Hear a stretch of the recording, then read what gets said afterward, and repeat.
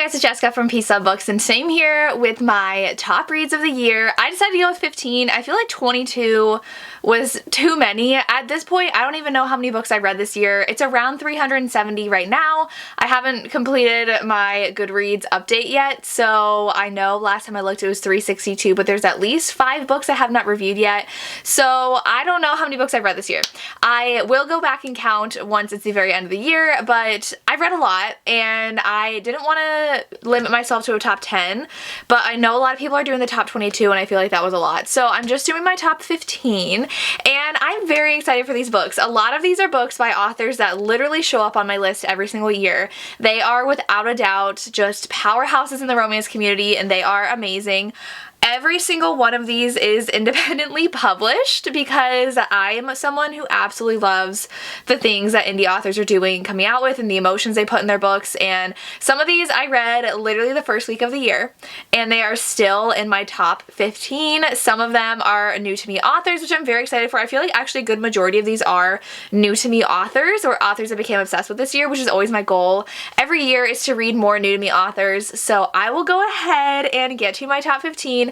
There is no order. This would have taken me forever to actually place them in a specific order. I will save my obvious tops for the end, but we will go ahead and start. I do own physically 14 of these, and number 15 on my list, even though it's not technically 15, but out of all my books, the one that I added is the one that I most recently read.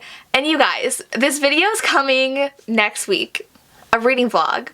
That is my Battle of My BookTube Besties reading vlog, and it's a reading vlog where I have my friends on YouTube pick 3 books for me, and it's kind of like a challenge where whoever gets the most points wins. And so far I've had 2 friends do it, and I'm in the middle of a 3rd friend. That is Sam from Sam Reads a Little. You guys, no one is more shocked that I love this book than me, because I was obsessed with this author. If you've been around for a while, I've been on BookTube a while. If you've been around a while, you know I used to be a fangirl of R.S. Gray's. I used to love her older romances where she was coming out with sports romances, and they were so good. And then I kind of fell off reading her books because I wasn't loving them as much, and she was kind of changing her style. She was going more rom-com. They felt really the same. And so Sam picked an R.S. Gray book for me to read. She picked King of the Court. And I was like, Sam, we've talked about R.S. Gray before. Literally, her note said, King of the Court, parentheses, trust me. This book is unlike anything. I wouldn't even have guessed that R.S. Gray wrote this book, because this book is so angsty, and it has a time jump in it. I am a sucker for a good time jump because I love the pain and the angst characters go through. So this one had about a 2-year time jump in the middle, and it had the trope where it's I literally will wait till forever for you, and it was just so good. So I haven't even told you what it's about. Our heroine lives in a very small town in Texas, and she's working at a diner, and she also works for a cleaning company, and she literally lives paycheck to paycheck in order to support her grandmother who has dementia, who is in a facility, and everything she is doing is going towards her grandmother. So she is very poor. She is living in a trailer. She can barely eat. She has to eat a lot at the diner, and she cannot afford basic necessities because she's taking care of her grandmother.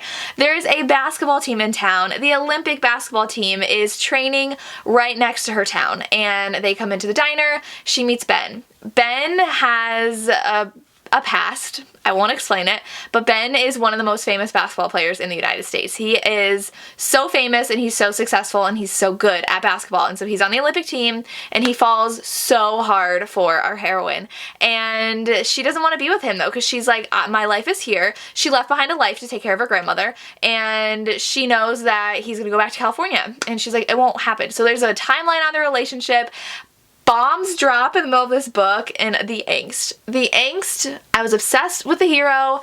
I love the connection with the heroine. I literally read this in a day and a half. I could not stop reading. I could not stop thinking about it. I even went to my sister and had to just rant about the plot of this book, but not rant in a bad way, in a good way. You're reading something so good you have to tell someone about it immediately. I rarely do that, but I was like, sister, listen to me. And I told her the entire plot of this book and how I was freaking out. So this book shocked me so much. and I loved it. I need to get a physical copy. I'm obsessed, and I don't know now if I need to start reading her books again because this one blew me away. So the next one is also a favorite author that I discovered this year, and that is In the Weeds by BK Boris, and I already talked about this in my top 5 book boyfriends video I did with Tori from Novel Life over on her channel. I will link that down below. We both chatted about our 5 book boyfriends we had.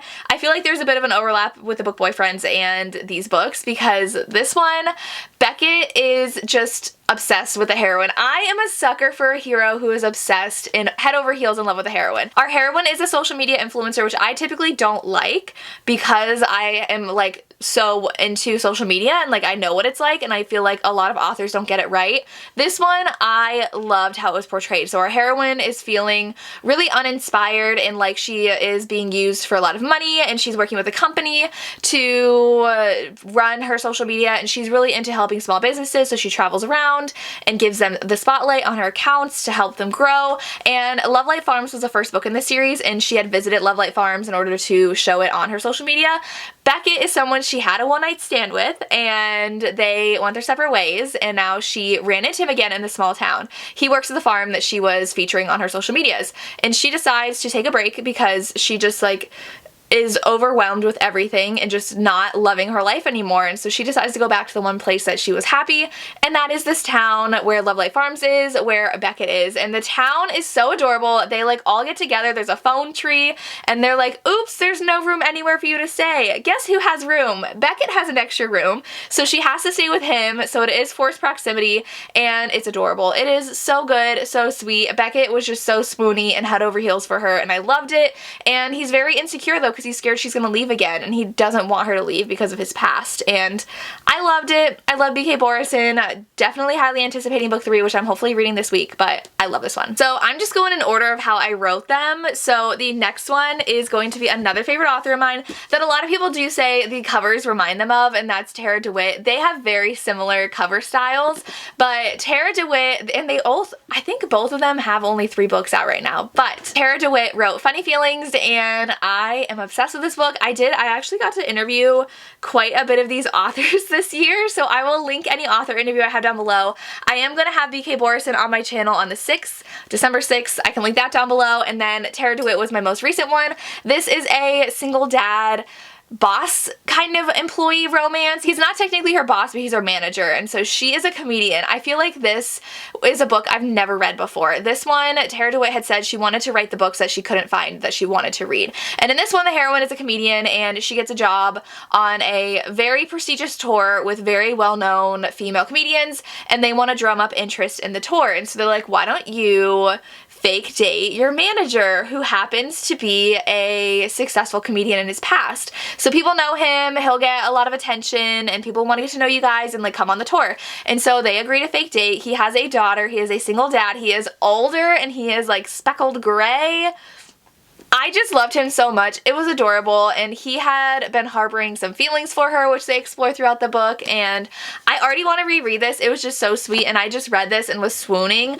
Just like with this one, I feel like every one of these I was just like head over heels swooning for every single romance in these books, but this one, by far one of my favorites of the year as well. I love Tara DeWitt, and I cannot wait to read more from her. Ooh, then we have one. So I am coming out with a video of my favorite dark and taboo romances. I don't think I've put it out yet. It's gonna come out this week. I do have a couple overlapping, I think only 2 from this list and that list. So that has 12 books on it. That'll be coming out later this week. But we have Devil of Dublin by B.B. Easton. This actually showed up on one of my best friend's worst books of the year video, and I'm so sad, but it's okay because I loved it. And this one is a kind of mafia romance. It is a soulmates romance. It takes years for them to be together romance, like everything I love.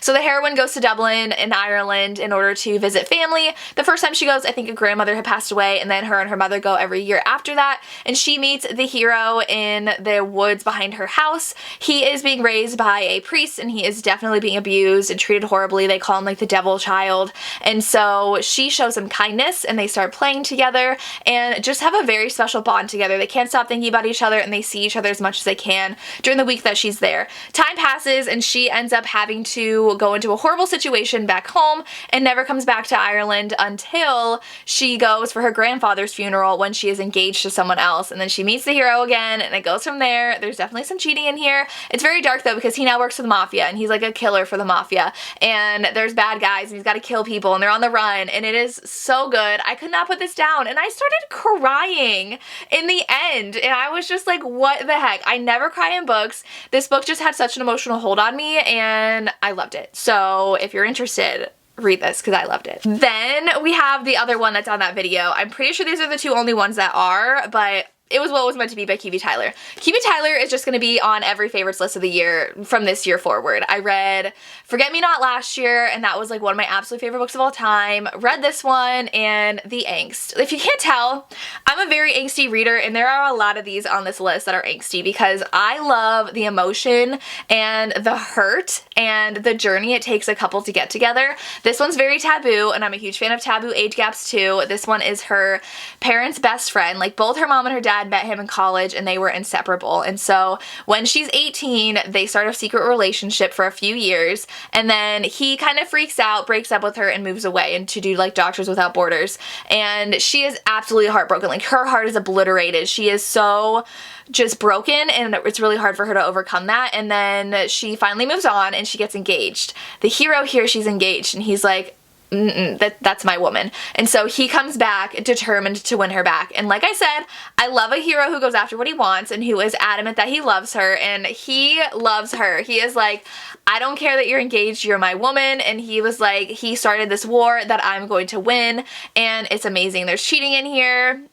I don't mind cheating. I think it adds to the angst. So this one, so good. And obviously the parents are going to find out at some point if they want to have a happily ever after. So lots of turmoil there, but so good. Like Kiwi Tyler, she's perfect. So I actually had two books, but I was forced to pick one for this next one because it's the first two in a series that I know it's literally on everybody's top list. Every video I've watched so far, this has popped up somewhere in almost all of them. And for good reason. It's Elsie Silver. I have Heartless. I loved Flawless. Loved Flawless so much. But I will say I think Heartless is my favorite out of the two if I had to choose one, because this one is a forced proximity. She's living with him. She is his nanny for his son. So he's a single dad. He's a grumpy farmer. He is an older man. So it's an age gap between them. Like all the tropes. And the pining and tension in here. Very spicy, but it takes a while for the spice to come because of all the just tension and buildup between them. You're like dying for them to get together. This was so good. I love Cade so much. I still really loved Rhett from book one. Like book one was so good too. It's also forced proximity and he's a bull rider, but in here he does want to pursue a passion of competing as well. And his son was just an amazing character in itself, which I really love that in single parent romances. His family was amazing. His dad is hilarious. And I just loved the family aspect, the cowboy aspect. Everything about this book was perfect. I loved it. There's a reason why you see Elsie Silver everywhere, because her books are amazing. Then we have Magnolia Parks, which I know is going to show up on a lot of my friends' lists, but this book, The Angst. And I will say there's not an HEA at the end of this book. I am assuming they're going to have a happily ever after at some point, but in this one it's a BJ and Magnolia, and it starts off where they're not together because BJ cheated on Magnolia. And they cannot stay out of each other's lives though. They still heavily lean on each other to just be there for each other, but they hurt each other relentlessly. He sleeps around a lot and she will get into relationships and have men fall in love with her. And they see each other doing this and they get jealous and they get angry, but they keep on doing it to each other. And then they slowly start to trust each other again, but then you feel bad because Magnolia starts dating someone super sweet that you actually really like, but then you're like, she's supposed to be with BJ. Like they're supposed to be together. They are literal soulmates. It's so good. And there's not a lot of plot to this, but like I didn't care. I was obsessed with the characters. I couldn't stop reading. I have not continued on with the series yet. Don't hate me. I am about halfway through Daisy Hates and I have been for like 2 months. I just need to pick it back up and read it because book 4 did recently just come out, but this book, you guys. I don't know if anything in the series can top this book. I'm kind of tempted to skip book 2 and just go to book 3 and then go back and read 2 and 4.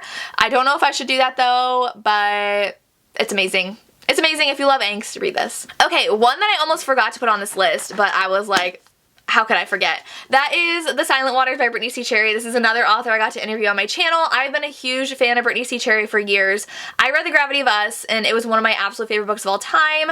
It was a top read of a couple years ago, but I never read the rest of the series. I read book 1, and Gravity of Us is book 4. Book 1 was okay. I think I gave it like 4 or 3.5 stars. This is Avery's favorite from Ava's romance books, so I kind of had been putting it off because I thought it would be a favorite, and I feel like I do that a lot where I'm like, I can't read it yet because I know I'm gonna love it, and I need to like save it. I don't know why I feel that way, but this one, so emotional. Like, Brittany C. Cherry seriously brings the emotions in her books, and so in this one, the hero and heroine are like really close friends when they're little, and they want to have like this fake marriage, and they are just like adorable together, right? But then on their like wedding day, the heroine wants to meet him in the forest, stumbles upon something that absolutely horrifies her and scars her, and so she literally has PTSD from this event, and she stops speaking. So she will not speak a word, and she will not leave her house. She comes home, her parents see her visibly absolutely upset. The hero sees her upset, and he feels so horrible for not being there for her, and she does not leave her house. And our hero will visit her and see her and is close friends with her because he's friends with her brother, I think, and we get them as adults. I think they are in college when we see them, or like college age, and he ends up being in a band and wanting to like make it big, but he also doesn't want to leave our heroine and not be there for her, and it's just very emotional, and the family and how they view her, especially her stepmother, and like how they understand her and are there for her, and her father. Like, this book was just so emotional, and I never read books like this. Like, I read emotional books, but like nothing like this. Brittany C. Cherry has such vivid characters and such unique plots, and this one I loved. Absolutely love the characters. Like, this scene killed me that is on the cover of this book. I absolutely need to reread this because like I have like flashes of vivid scenes in my mind that played like a movie when I was reading it, and I just want to read it again. It's just amazing. Now we have another favorite author. I actually have 2 by this author, and that is Elizabeth O'Rourke. I have Parallel on here. I am frustrated with myself because I have not continued the series. Even though this is one of my favorite books of the year, this one is another soulmates romance, and I love that trope. So this one is like literal soulmates though, because this has time traveling in it. She's been dreaming about the hero since she was a little girl, and she was like, my husband's Nick. Like, I know everything about him, and her parents are like, you're 5, like, you don't have a husband. And so they got her help and had her see a therapist, and she finally stopped talking about it, but now she's engaged to someone and having these visions of Nick again. And at one point, the vision, like, knocked her out while she was looking at stuff for her wedding, and they had to take her to the hospital. Her doctor is Nick, and she is like, it's you. And he has this feeling like they know each other. And so she starts telling him, she's like, I know everything about you. And he's like, how do you know this stuff? Like, no one knows this stuff about me. And so then they team up and try to figure out like what's happening, and there's a sense of time travel in here that we still haven't really unraveled yet, and it's just amazing. It's so good, and the fact that Nick gets so possessive when they're like not even really together because he's dating someone else and she's engaged to someone else, but he's like, but she's mine. It's so good. Super, super unique romance. Highly recommend. Then, oh, I was like, didn't I already talk about this? No. Of course, we have Catherine Cowles on this list. I almost put 2 on here.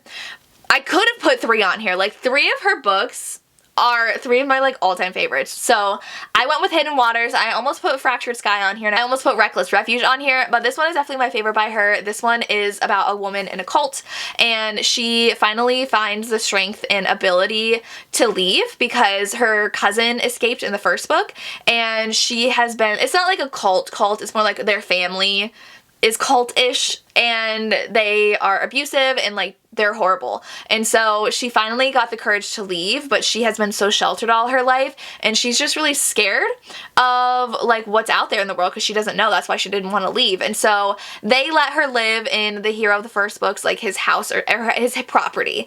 And his brother comes back in town though, and they're like, is it okay if he shares the house with you? He needs a place to stay. He's a doctor, like with Doctors Without Borders. He travels all over to different countries. He needs a place to stay. So that she agrees reluctantly, and it's their romance together, and he is so patient and just wants her to experience life. She makes a list of all these things she wants to do, and he helps her, like learning to drive. He stocks the fridge with different kinds of foods for her to try for the first time, and someone is trying to harm her as well. There's always like a suspense a kidnapping kind of situation in Catherine Cowell's books that escalate at the end, but this one was just so good. Obsessed with Beckett. He's one of my favorite heroes of hers, and I'm definitely rereading this soon because it's a favorite. But if you have not read the series yet, start with book 1. Fractured Sky is also one of my favorites in here, which is the last one, and then her Wrecked series is really good. Reckless Refuge, I think, is book 4. My other favorite. Okay, we have 5 left. So we have another favorite author of mine that I don't know how I didn't read before, and that's gonna be Garnet Flats by Devney Perry. I know other people love other books better in this series, but the angst in this book, you guys, this is a second chance romance. The hero and heroine were dating in college. He just one day is like, you know what, I'm in love with your best friend, and so I'm breaking up with you and I'm gonna go marry her. The heroine was devastated, and so she goes back home and lives in her hometown, and the hero shows up years later, and he's like, I'm training for this big MMA fight, but I'm gonna train here and I'm gonna win you back. And she's like, who do you think you are? Like, you literally just broke my heart and went and married my best friend. Like, and he did marry her best friend. Why would you think I want this? And he's like, I will explain everything to you, but I'm gonna win you back.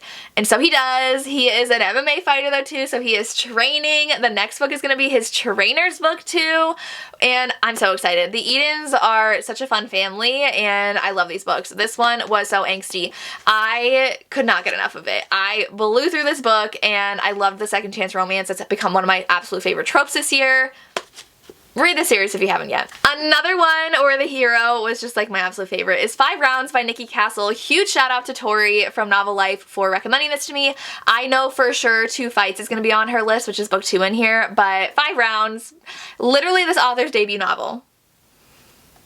And it's one of my favorites of the year.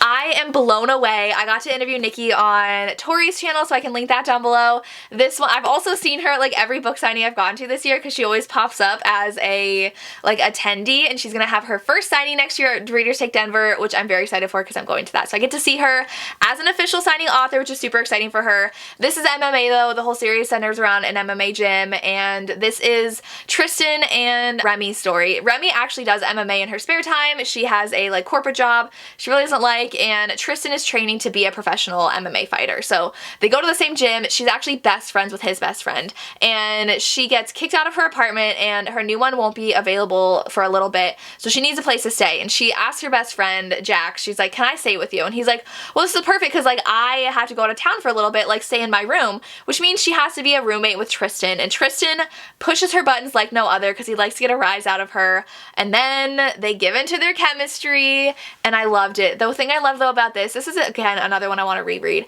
is the fact that he is so open with his emotions. Like, I'm pretty sure there's a scene in here where he just like breaks down and crying, and I just love seeing an emotional hero. That's why I loved In the Weeds by B.K. Borison too, because these heroes just are so open about how they're feeling and really just like break down, and they are not afraid to show their emotions. I love them, and so I really love Tristan in here. I loved his banter with Remy, and I loved the fighting scenes in here. I love sports romances.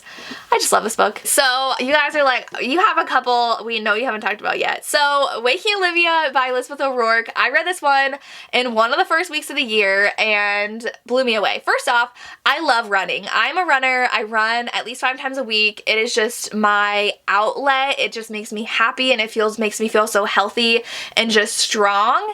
And Olivia's a runner, and so Olivia is a cross-country runner. She runs in college, but she does something that gets her kicked out of her school, and so now she has to run at kind of like a D3 school, where she is by far the fastest runner for their school, and she's really going to help their program because she was kicked out of her really good school. So she is dealing with a lot of trauma. She ends up night running, so she will have these nightmares where she wants to get out and run, and she will get out and run, which is very dangerous. And so Will is our cross-country coach. It's not that big of an age gap. There's like not even 5 years between them, but he is the coach of the team, so it is very forbidden, and he is very hard on Olivia. He's really angry at her for showing up to practice exhausted and talking back. She's exhausted because of her night running, and so he slowly gets her to open up to him and really just wants to take care of her and help her. He is kind of loosely dating someone too, and that's more so because he's like trying to deny the fact that he's really into Olivia, but This book is just so good. Another one that I'm dying to just reread. I really love to reread and annotate my favorite books. I don't annotate on the first round of reading books typically, but this is one I definitely want to reread and annotate because it was just amazing. It's amazing. So much running in here too. I loved it. Another book that I read in December, a couple weeks ago, absolutely blew me away. The Serpent and the Wings of Night by Carissa Broadbent.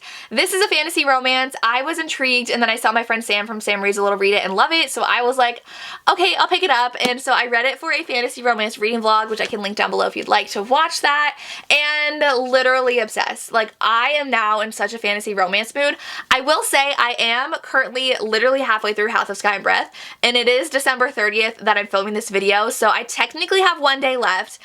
House of Sky and Breath could be a favorite. I don't know yet. I know it's going to be on a lot of my friends' favorites. I'm only halfway through, but this one really just gave me what I wanted from a fantasy romance. Our heroine is a human, and she has been raised by the vampire king, and she has been trained her whole life to enter this competition that's a bunch of trials where I don't even remember what the winner gets. Does the winner even get anything other than like glory, but like you're the last one standing? And she's going against these vampires and other creatures, and they have magic and like blood magic and all this stuff, and she doesn't. And so she enters a competition, and Rain, our hero, he is a vampire, and let me tell you, there's something about a hero with wings that really does it for me. I don't know what it is, but he has wings, and he is very intrigued by her. He's very cocky. He's very good in the tournament and really respects her. He's like, you know what you're doing. People are really underestimating you. And so at one point in the tournament, they do have to pick a team of someone they want to team up with for at least one round. And so he asks her,